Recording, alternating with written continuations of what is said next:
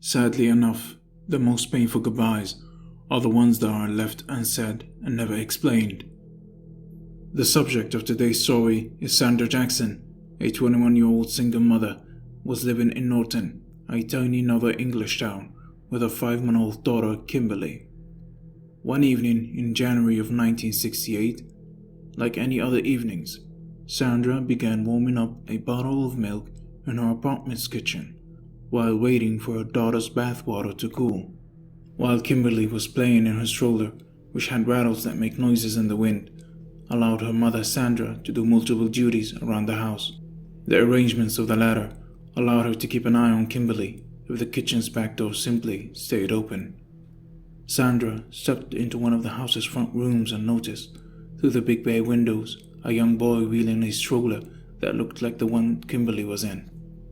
Sandra looked at the boy with a casual curiosity, observing that the stroller he was wheeling resembled the wooden rattles she had connected to her own. As a result, she reasoned that it couldn't have been the same stroller that her baby was in. She began to fear as she stepped back into the kitchen and glanced out the open back door. Kimberly was vanished. Sandra discovered, to her horror, that she had not seen a young boy put in a similar-looking stroller, but had instead unintentionally seen the kidnapping of her own baby daughter. Following contact with the local police, an extensive search of the surrounding region began, with one officer combing an area known as Billingham Bottoms, which was a favorite fishing site that included a medium-sized lake with numerous smaller ponds. As the officer wandered around, he noticed something that sent shivers down his spine. Kimberly was floating face down and motionless in one of the smaller ponds. She had drowned 300 yards from her home. The brutal murder of this newborn caused a huge outrage, and the local police department worked hard to find Kimberly's killer as soon as possible. Sandra's rear yard was determined to be accessible via a narrow passageway that lacked any type of barrier or gate. That means that anybody could have sneaked down there and kidnapped Kimberly without being confronted. However, police noticed that the garden could not be seen from the main roadway. That indicated that Kimberly's killer either happened to walk down that alleyway and notice her and her stroller alone, or that this was a crime of opportunity. When questioned by the authorities, Sandra described her daughter's kidnapper as being approximately 5 feet tall and about 12 to 14 years old. He had an average body, dark bushy hair, and was dressed in a green anorak at the time of his kidnapping. Sandra stated she had no clue who the youngster was or why he had chosen her daughter as a target.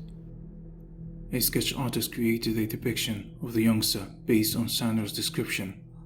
The police also took Sandra on a tour of 19 local schools and spoke to more than 2,000 young boys, with the objective of identifying one of the students as her daughter's killer.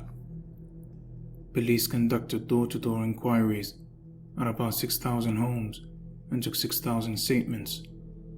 Despite a nationwide hunt and 17,000 man-hours spent investigating, the teenage boy has never been found or even identified. For some, the thought of such a young kid doing such a wicked act was almost too horrifying to bear. For others, they speculated that Sandra was attempting to conceal the fact that she had drowned her own daughter. But that theory didn't last long, when the police stated that several people around the neighborhood saw the teenager around 4:45 p.m., but nobody knew who he was. Most people believed Sandra was innocent because of the degree of pain and remorse she expressed, and this perception was reinforced the years that followed when Sandra pushed for several re-examination of her daughter's case.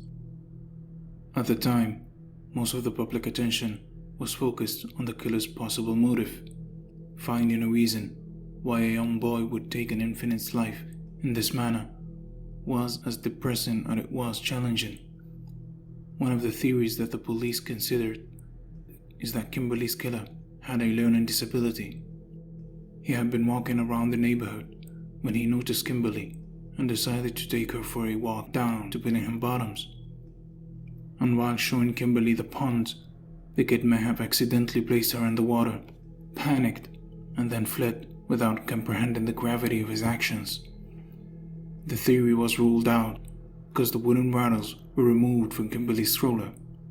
That way, it's extremely quiet and less noticeable to anyone who came across him, which indicated that this was not an accident.